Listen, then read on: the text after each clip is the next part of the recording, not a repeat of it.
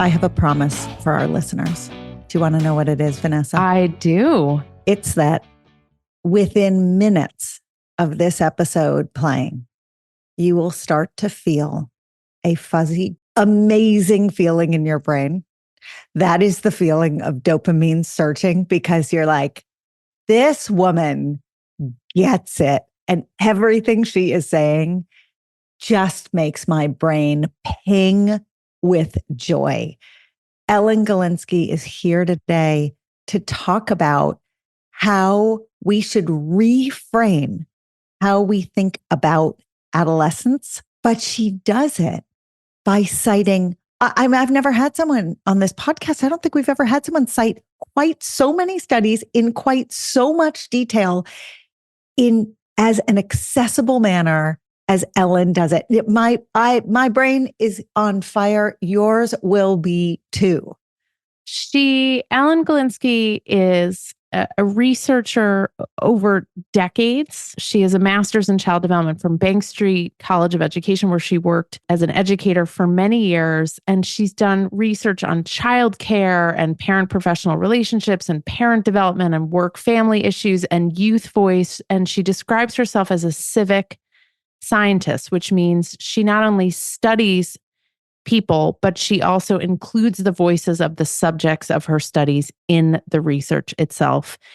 She's the president of the Families and Work Institute, but we're going to spend most of the episode talking about all of the research she's done over many, many years and how it culminates in her new book, The Breakthrough Years, which is really about reframing how we think about adolescents, their capacity, their brain development, the opportunity for guiding them and gaining their independence in wonderful and empowering ways. You will walk away from this episode feeling new optimism and great depth of knowledge from Ellen. So we know you will enjoy. Ellen, it is so wonderful to have you on the Puberty podcast. Welcome. It's such an honor to be with you. So when we read your book, and it was like, I was like furiously underlining page after page. There's more green than there is black and white in the book at this point. One of the reasons we love the book so much is your positive, constructive, enthusiastic approach to caring for tweens and teens, which is our entire life's mission. We think kids that age are the funniest, smartest, most interesting human beings on earth. And so it's wonderful to have you on. Will you share with our listeners, before we dive into questions, a little bit about your own journey and how it's taken you to this stage of your professional life and this point of view about kids this age? I think of myself as a research adventurer, and that's what I've done all my life. I've followed the questions that I think matter the most, both to me and to people I know, society in general. So you could look at my work following a life cycle. I wrote a book about how we introduce parenting to people, and it's hard. That was when my first child was born. And then, of course, I wrote a book about childcare because it was seen as the complete evil, and I knew there had to be good childcare out there. So I got a grant from the Ford Foundation and looked at that and went on to look at how parents grow and change. It's not just kids who grow and change. So did work on and wrote books on and did studies on parent development. In the course of talking to all of these people, and I practice a form of science called civic science, which means that I never do anything without talking to the people who would be supposed to be the subjects in the study. If you want to use technical terms, it sounds kind of manipulative or something, but I don't mean it that way. I talked to people. I was hearing a lot about work and family life. Everybody was thinking that they were the only ones, with their kids not getting ready in the morning and with their kids, and with the struggles that they had about who does what in a family and all of those things. And yet I was hearing it not only in the United States, but we were doing research in Europe and elsewhere. And so it was worldwide. And that led me to leave Bank Street College, where I had been for a couple of decades, and to co-found an organization, a nonprofit called Families and Work Institute, to our mission was, in the way that your mission is puberty writ large, my mission was work. We have families first, Families and Work Institute, families, that means the developing child, all the way through work, all the way through the life cycle. So we continue to do a lot of research and research to action at Families and Work Institute, and wrote a book called Ask the Children, which was one of a series of books where I ask young people how they feel about life these days. So looked at how they feel about their employed parents, and just one study after another. It's always one study leads to questions and leads to answers. More recently, I became concerned from doing these Ask the Youth or Ask the Children studies that too many kids were dropping out of learning. They weren't just dropping out of school. The school engagement was really low. I know from my work with the business community how critical engagement is. If you don't focus on something, you can't learn, you can't participate. So engagement is central to school, to work, to anything that we do that we presumably and hopefully care about, and set out to understand what happens to young children, why we're turning that fire off for learning in children's eyes. The breakthrough years, this mind in the making grows up. I know that it doesn't stop with birth through 8 or pre-birth through 8. Some people think it does, but the advocates who were selling pre-K were talking about these years as the foundation for everything. And I know, because I'm a researcher, that it doesn't. And I really wanted to understand adolescence beginning at puberty. So we started with kids 9. And did as I always did, which is ask young people what they want to know about their development. What do they want me to ask researchers when I interview them? What should the adults know about people their age? If they had one wish to improve their lives, what would that wish be? The kind of open-ended, but get at the real important things, questions that I've used in all of my research. And that led me to the breakthrough years. It's so important. One little comment you tucked in there, it kind of glossed over, but I think is very, very profound, is this idea that what's sold as a commodity was all the information for parents of very young children. And so that, right, just perpetuated a cycle of more and more and more young education information, pre-K learning, all the toys and tools and everything that came as commodities that parents could purchase. And it did give this inflated sense that was the most important and only important time. And so downstream, not only did it devalue, I think, what people thought about later education, but it also gave the misperception that, the research shows that this is true. And of course, you're here to, come yelling from the rafters saying, no, this is formative and critical. So let's go to your civic science lens and talk about what adolescents wish adults better understood about them. Will you give us some language, some examples?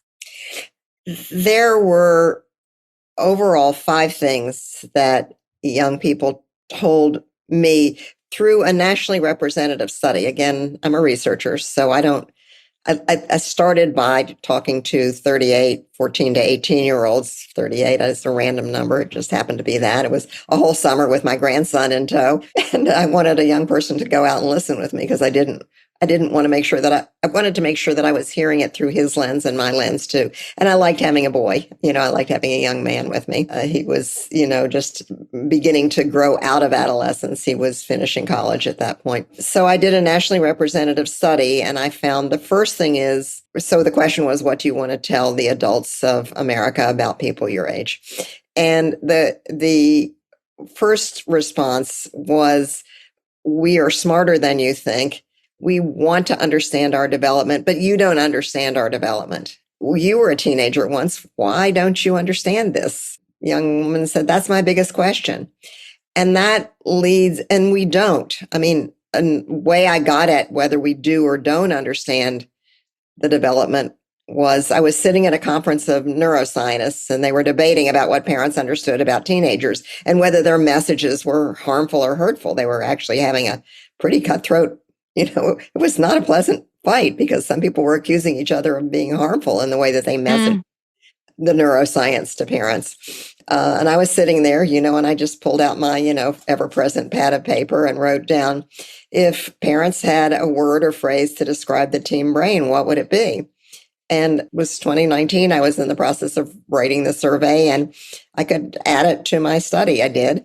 And I only found, guess how many parents use positive words. You probably know because you read my book, but guess what? What did you say? 13% of parents use positive words. Is that right? 14. You're just 14. almost exactly right. Yeah. And it just about killed me.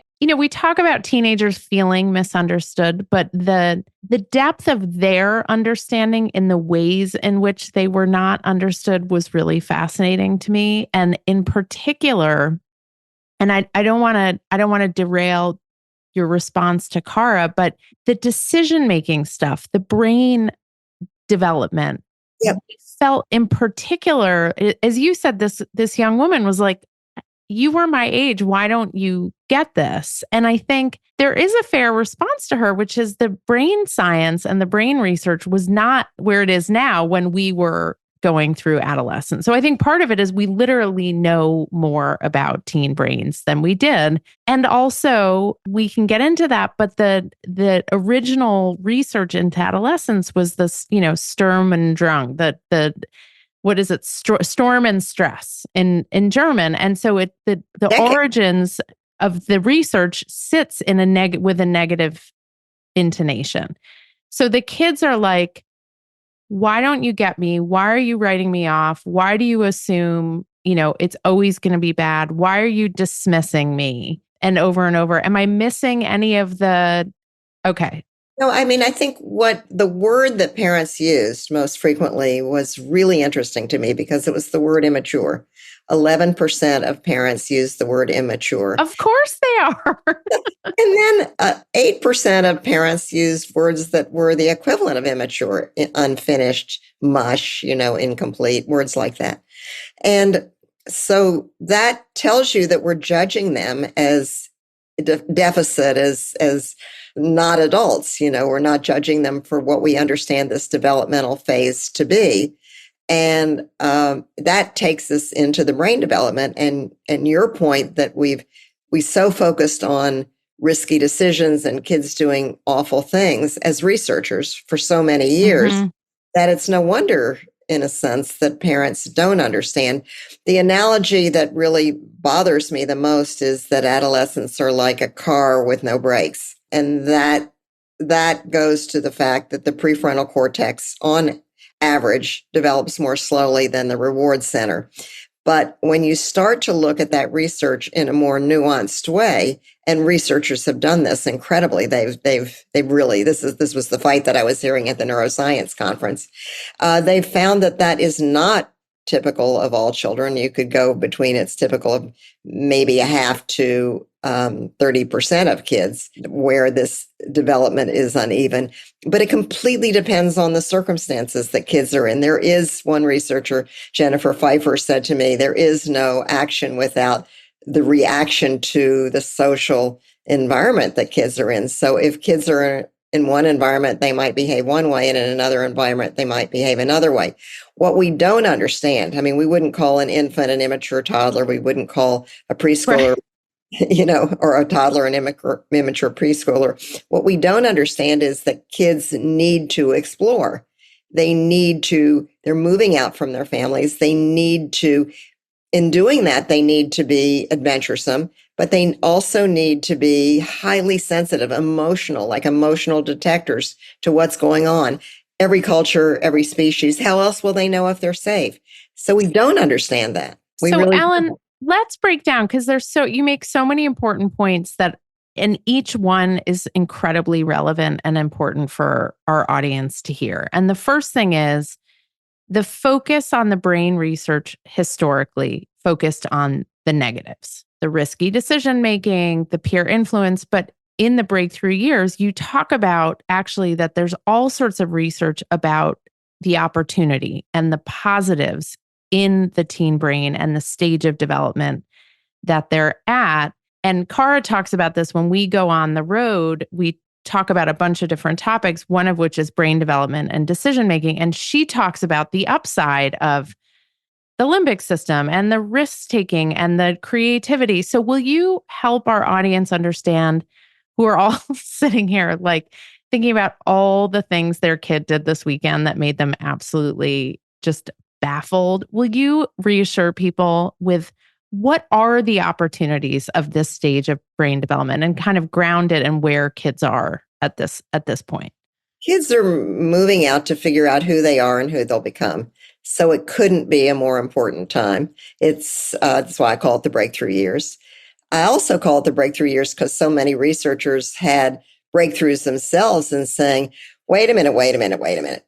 We've been studying risk, but yet a very small percentage of the people, one researcher, Evelina Crony, in the Netherlands, who had a sample of close to 300 young people whom she followed over many, many years, said most of the kids in our sample don't do the stupid, wild, crazy things that are so stereotypical of teenagers. Some do, but 9 out of 10 don't. And 9 out of 10 are risk figures from what parents said about their own children when I ask about makes risky decisions, that they said they didn't. Other people's kids did, but theirs didn't. It's always other people's kids. Never my child. Although Cara and I are the opposite. We're like, oh, it was definitely our kid. No, that's Vanessa's kids. I was born with kids who, I didn't need to baby proof my house. I did, but I didn't. You just know you've got a risk taker or not. And I think that the data is, having seen these kids on the changing table, first of all, in the newborn suite, examining them, they have just come onto this planet Earth. They are who they are. Temperament is there, personality is there, right? And I think that this comment about how overplayed risk is, not only is it true, but I think it also places an expectation on some teenagers that if you're not taking risks, you're not living up to the reputation of your age demographic. And, you really need to be engaging in more risk. And many, many, many kids just don't have an appetite for it. I found a wonderful study by someone who asked the question, if you expect storm and stress, are you going to get storm and stress? And she found that you do. Not to a mega huge, the effect size wasn't huge, but it was there. When you control for everything, if you expect the worst, kids will live up or down to your expectations. I think what Evelina said, which I really love, is that all kids have sensation seeking. That is, they're more emotional about this time. I'm going to talk about that in a moment. But most kids don't take those, what we think of as smoking, driving, drinking, jumping off of rocks, whatever things we think that they do that are crazy and wild and stupid. Most kids don't do that. So we need to reframe risk as a positive risk. We need to so if kids are going to learn by exploring, some in more incautious ways, some in more outward ways, we need to give kids those experiences, whether they're rock climbing or they're, for the more adventuresome ones, my grandson likes to rock climb, or whether they're, being in a school play or going to help kids in need or whatever it is that will be a new and challenging experience. All kids need that. All kids need positive risk-taking experiences. And some of the researchers had their own turnarounds to move away from negative risks. But interestingly enough, Larry Steinberg and Natasha Duell looked at the literature and found thousands of studies on negative risk-taking and three studies only on positive risk-taking. And Ellen, can you just explain to people why positive risk-taking is so important for kids in this liminal moment, in this transitional moment between dependence and independence? Because you talk about it in the book, and it's like, it seems so obvious, and yet we never talk about why it's so important. And we don't think about it. I work with schools. I'm a senior science advisor to the school superintendent organization, AASA. We're not having those discussions. We should, but we're not. We will. We're not yet. If you have anything to say about it, we will. But explain to people why, why is it so important? It's obvious, but I want to say it. Well, you're very interested in the hormones of puberty. And so I love the research of Ron Dahl, where they looked at, you're shaking your heads, and I felt that way when I read his research. Ron Dahl is at the University of California at Berkeley, and he was looking at what testosterone really does in the brain. And the thought is that it makes you immune to danger. How many times have we heard that teenagers are immune to danger? They do these, crazy things because they're not old enough to be frightened to death of it. Not at all. They're more frightened. It excites the fear circuits. That's what it does. So Ron talks about how we need these experiences because we're learning to be brave. We're learning to try hard things. I mean, what could be more important in life in a world that's ever changing than the ability? I call it taking on challenges as a skill, but, and I think it's an executive function based skill, but what could be more important than learning how to try hard things, than to do brave things, we admire bravery in every culture. And that's what they're learning to do. They're learning to venture out and to be brave and who they are in the process. It also explains horror movies. Yeah. Right? I mean, there's this inflection point where they suddenly become interested in being challenged by the content that's in front of them. And it is right there as their sex hormones are starting to surge. My daughter got this wonderful junior year abroad and went to England. My mother was all, "Oh, she's going to the land of Shakespeare." What do you think she studied there? Fear. Slasher films. Oh my God. Slasher films. I don't know if we're going to tell your grandmother this. My husband was busy sending her all kinds of references about slasher films. I took a class in college about Howard Hawks and Hitchcock, and a film studies class. And my mother was so appalled that I was wasting credits studying film. To this day, she will say to me, "I cannot believe you wasted a credit on that." But your daughter and I have that in common. We can appreciate that. So both of them are adventuresome. Listen, it was great. It was so fun. It's probably one of the most relevant classes I ever took in college. So Ellen, we're grounding this as we're reframing this perspective as not necessarily as negative, although there are safety risks and challenges, and we spend plenty of time talking and thinking about that, but as opportunity, right? As opportunities to be brave, as opportunities to face challenges, as opportunities for resilience, for problem solving, all of that stuff. One of the things that can be challenging for everyone involved is the very big feelings that kids this age have, the sensitivity. And we had a wonderful, actually a Wellesley classmate of mine who's a neuroscientist up in Boston, Molly Colvin. She's been on twice. And she said to us, kids this age feel things more strongly than anyone younger and anyone older. Absolutely. And that was like such a revelation. And everyone who we talked to about it is like, "Oh, I thought it was just me, or I thought it was just my kids." But it is scientifically proven by the data. Why is that? Talk us through that. And then let's talk about how that also is an opportunity as opposed to a baggage or a difficulty. No, thank you for saying that. Yes, the feelings are higher, the highs are higher, the lows are lower in adolescence. And that I call a developmental necessity.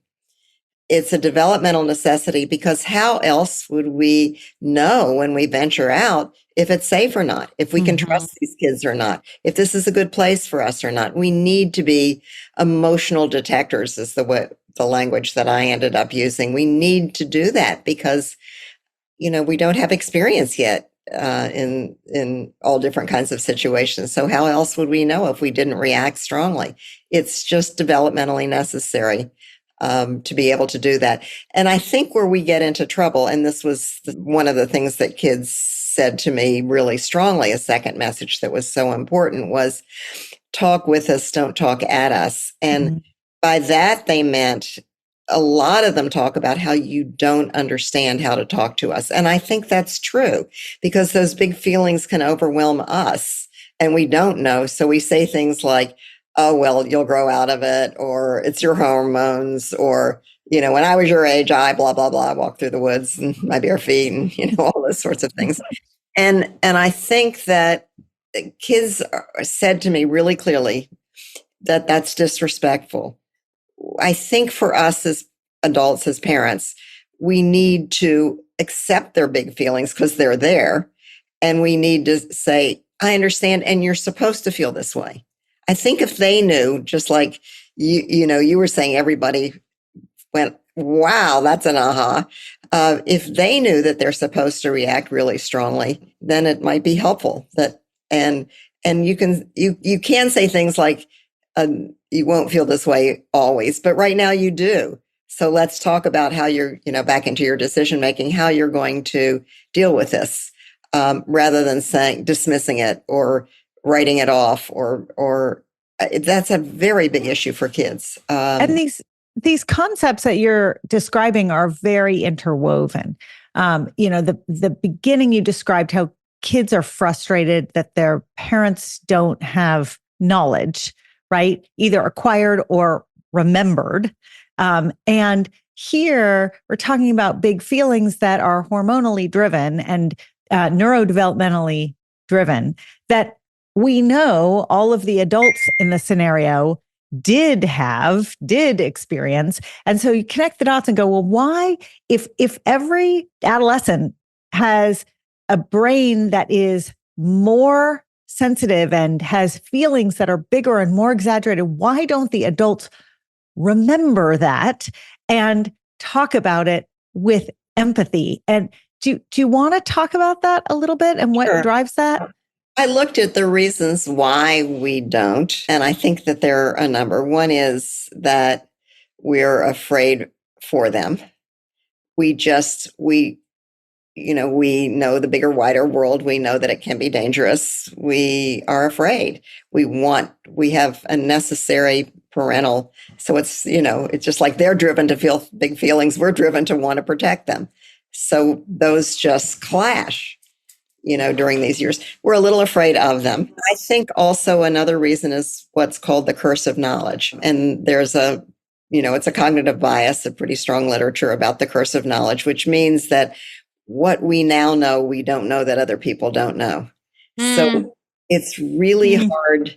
It's like the doctor telling you that you have blah, blah, blah, blah, blah, some, name that you can't even remember, on your test. And you're struggling to try to remember the name and know what it means. And your doctor is talking in all kinds of jargon and you have no idea what your doctor is saying. So you write it down to go look it up later, those sorts of things. It's the doctor doesn't know that you don't understand that. He understands it perfectly well. So the language that he's or she is using, feel like just fine to them, but we don't understand it. It's a professor will do the same thing. The curse of knowledge can blind us to understanding what someone else doesn't know. Is there an element of shaming as well? I was going to say, yeah. Right. I mean, when we were growing up, for sure, big feelings were not welcome. They just were not welcome. And I don't know that they're always welcome in my house, but they're certainly far more welcome today than they were 30 years ago, 40 years ago. And so, maybe some of the reason why we all don't remember and acknowledge is that the shame caused us to bury the memory. And, just like any trauma, well, that memory then either it's packed away forever or it comes out in really ugly ways.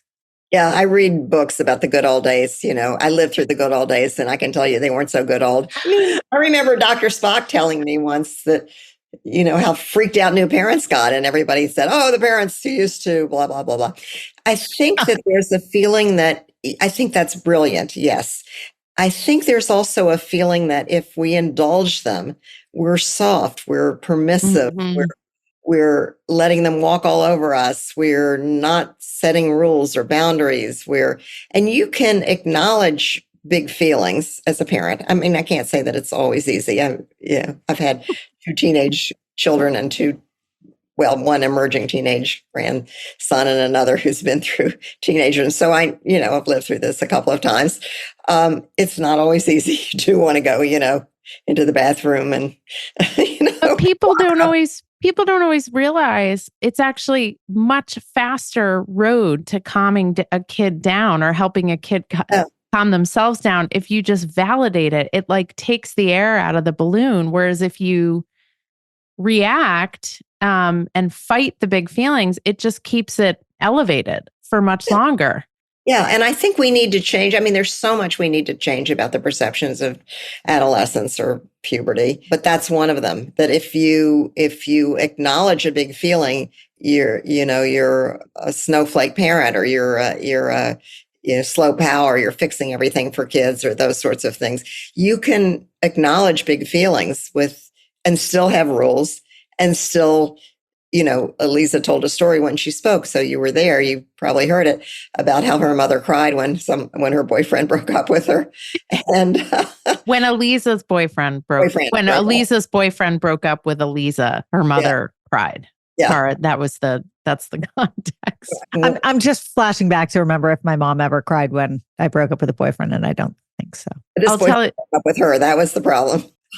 Anyway, we can feel their feelings without hopefully reacting to their feelings. And that can be hard. And you can just sometimes say, I can't do it right now.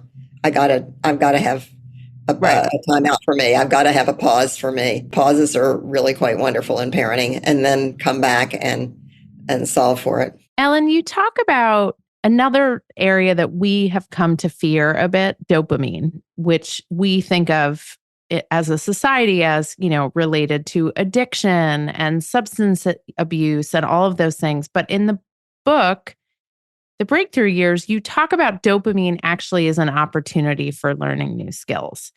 And I was really blown away by that, partially because we've actually just done a bunch of episodes around addiction. And so my brain is very much there. But you think a lot about acquiring skills and executive functioning. Share with us how dopamine, and Cara's going to love this, and I know we're going to go down a long, wonderful, winding path from here. Why is it dopamine an opportunity for learning and acquiring new skills in an adolescent brain? Well, I think Ariana Galvan at UCLA and others have looked at the role of dopamine, and they took it originally as a negative, and then saw that it is an opportunity for learning new things, and it's an opportunity for connection. So it's very much also an opportunity for affiliation, for bonding, for making new connections. And I think, again, adolescents are learning by trial and error. And that's what Ariana's research is all about. And that they're faster learners than we are in many ways. If you give them computer games and you give them to adults and you give them to little kids, they're pretty quick at figuring out what the patterns are. They're being primed to learn because, again, it's part of the process of beginning to grow up, move away, become more independent. That said, I think you've talked about a couple of times of seeing problems as opportunities, and I think that is key to what I feel, both based on the various decades of research on executive function skills. I think it's the biggest kept secret in America, and listening to kids.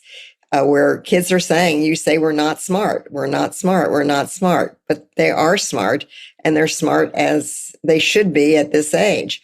So this is a prime time, or the early childhood years, the connections get formed for what's called executive function skills. And that sounds like a mouthful. And I know you all know totally what it means, but maybe some people don't. So I'll say briefly that it's the decision-making, planning, achieving goals, problem solving part of the brain, the prefrontal cortex, in concert with other parts of the brain. Where we have control over our lives, where we're intentional, where we make decisions that help us achieve goals. So it's no wonder that these are linked in study after study for the last 2 to 3 decades with more important for little kids than entry-level reading or entry-level math, more important for school success than your IQ or your socioeconomic background, more important for life success, health, wealth, marital happiness, getting and keeping a job. These are the skills that they're built on the skills that employers want. So executive function skills, they're kind of, to me, 4 core skills. One is working memory, which is using what you know. Another is thinking flexibly, would be called cognitive flexibility, which is responding to the world as it changes, which is critical. We have to do that. And then there's that pause, which is reflection that actually takes place in a different part of the brain that goes to the default network rather than the cognitive control network. But it's that toggle back and forth that's important, where we pause, we monitor, we think about what we want to do. It's the in play, out of play is what one neuroscientist whom I interviewed calls it, Mary Helen Immordino Yang.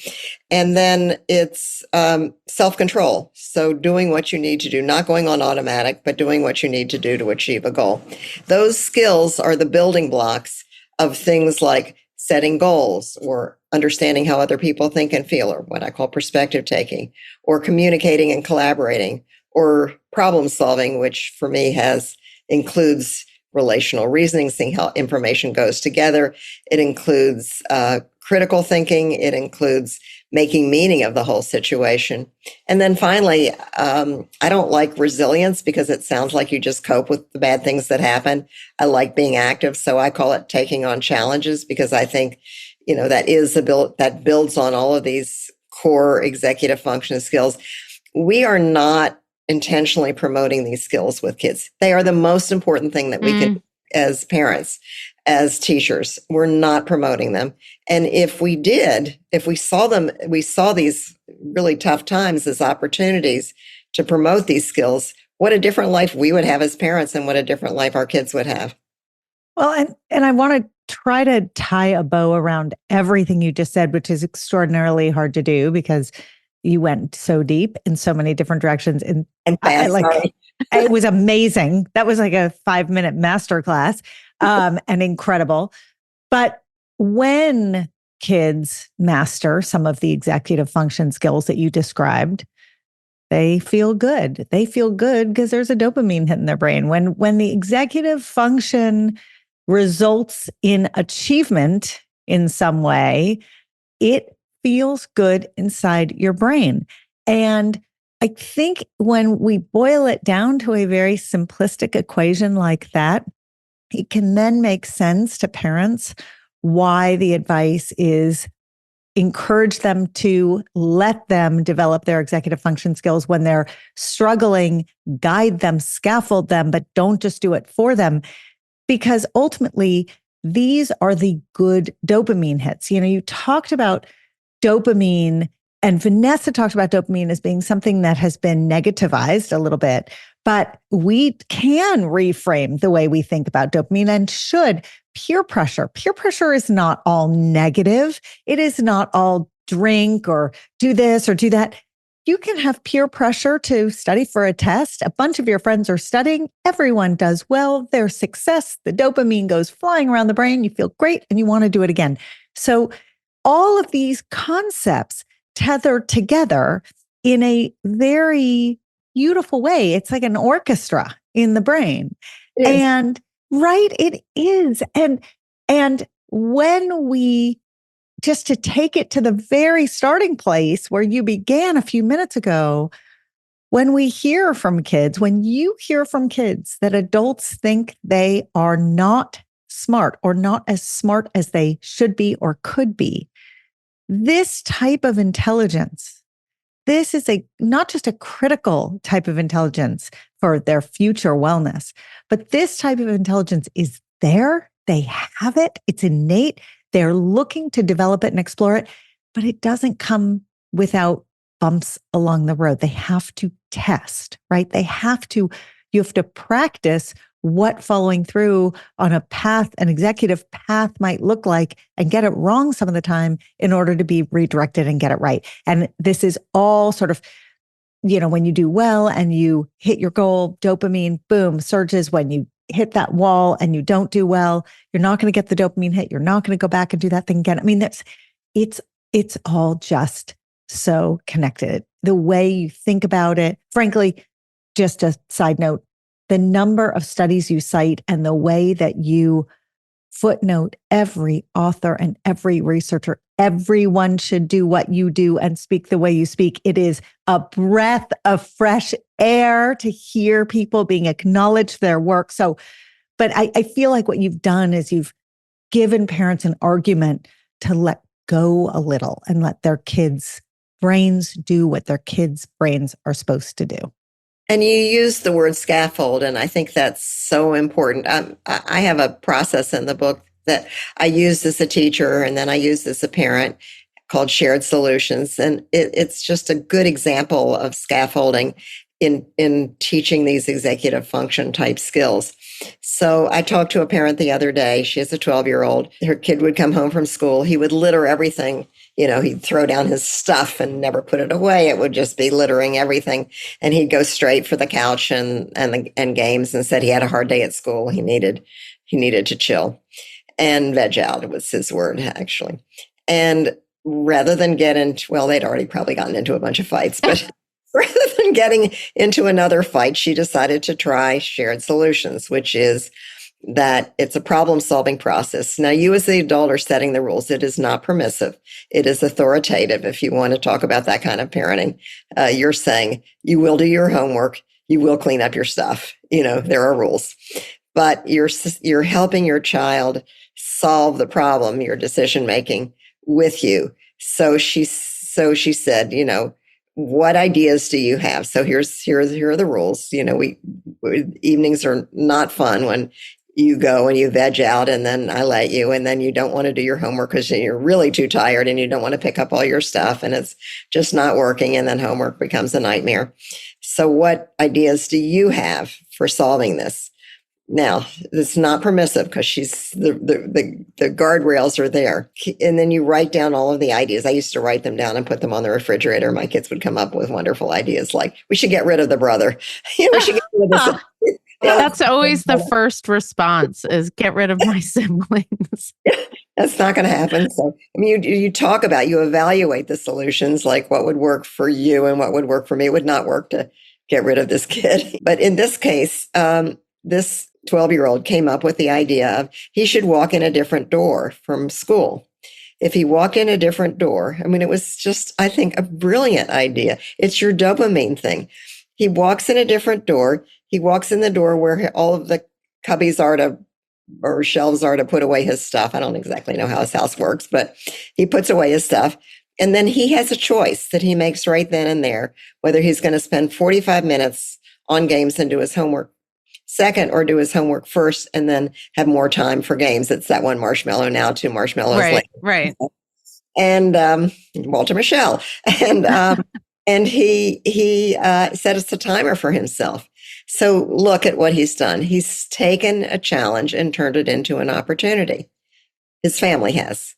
And it might not work forever because, nothing works forever, Ellen. You will tell any parent you work with that you come up with a solution for now, and that at some point in the relatively near future, you will need to be flexible and change. But what I love about that, and first of all, I love it because it just highlights kids' creativity and ability to problem solve when we give them the space and the respect to do so. And that feels like such an important message you offer. And I just want to close with one element you talk about, which is, why is it so important for adults to take kids seriously, right? They talk about how they don't feel respected or how adults don't understand them, but how does our willingness to see them and understand them actually keep them safer? And you cite some research about the rates of risk taking when kids feel seen and understood by their parents. And I just, for those people listening who think, oh God, I've really blown it and it's all over and there's no going back and there's no going forward, can you give people some validation and some optimism that there's always impact, future impact, positive impact when we look to understand our kids? Well, Eva Telsler at the University of North Carolina did a series of wonderful experiments where she looked at the whole notion of kids are given a simulation of a driving game where they're supposed to get somewhere fast. It's called yellow light. And if you go through the yellow light, you might save a couple of seconds and get there faster, which is the goal of the game. But you also run the risk. So it's a study of risky decisions. You run the risk of getting hit by another car. And then there's a 6-second delay versus a 2-second delay in this game. And different researchers do it different ways, but this is how she did it. And other people have done it. And what she found is that the original study by Larry Steinberg and others showed that kids will take more risks if a peer is watching them. What Eva did was have the parent watch and read a script, so it was all very controlled. And she found two things that I think are really important. One is that having the parent there takes the fun out of doing the negative thing, but it also brings the joy. Here's your dopamine. It brings the joy into doing the safe thing. So when they were using their cognitive control center, they were, and of course it depends on the relationship you have with your parent. Any parent wouldn't be exactly the same. But if you have that trusting relationship, it means everything. We sometimes think we're not so important in the teen years. You talked about the whole early childhood field being sold on. Those are the foundational years, and sort of it's over. It's over when they're 5 or whenever it's supposed to be over, which is so not true. I have grown-up kids, and it's so not over. It never ends. It never ends. Yeah. It's such an important time. I guess I want to end by saying that even though it can be challenging, there's those yellow light games that sort of get at this stuff. But our parents are the most important people in kids' lives, even in the teen years, even when we don't feel that way. I did one study a couple of years ago when I asked kids if they want more time with their parents or less time or about the same time. And they often wanted more time with their parents. So our conception that, they just want to get rid of us and move on is not true. They want to learn to be independent. They need to be more independent or interdependent, as I would think of it. But we still are the anchor, the rocks for them. Ellen, this was, first of all, it was a master class in recognizing, citing, attributing the work, the deep well of work and research on which your own work sits. And we so appreciate that rigor that you are devoted to, because unfortunately, we don't always see that. And I think it's so important for people to understand all of the hard work that is done by the people who come before us on which our work sits. So thank you for the way you've written the book, the way you speak, and that you respect and reference all of this incredible research that's been done. And I'll let Cara have the final word, but I will just say that it is so affirming to hear all of your perspectives and thoughts, and to sit in company with someone who believes in the potential and the joy and the brilliance and the humor of kids this age. It is world changing,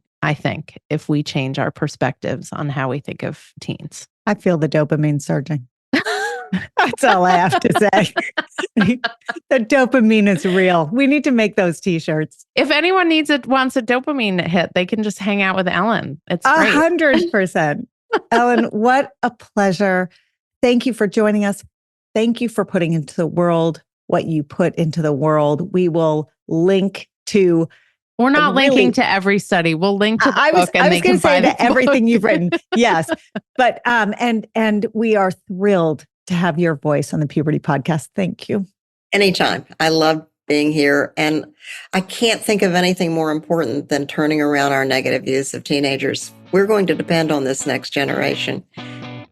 That's exactly right. That's exactly right. Thank you, Ellen. We absolutely love hearing your feedback and getting all your questions. So anytime you want to be in touch, email us at thepubertypodcast@gmail.com. If you're looking for great puberty products like the shorts or the socks or the bra, you get the theme there, go to myumla.com. If you want more content, you love what we do on the Puberty Podcast, and you want to have us come speak or learn more about our book or subscribe to our amazing newsletter, The Awkward Roller Coaster, go to orderofmagnitude.co. Remember, it's .co because we don't have enough money to buy .com yet.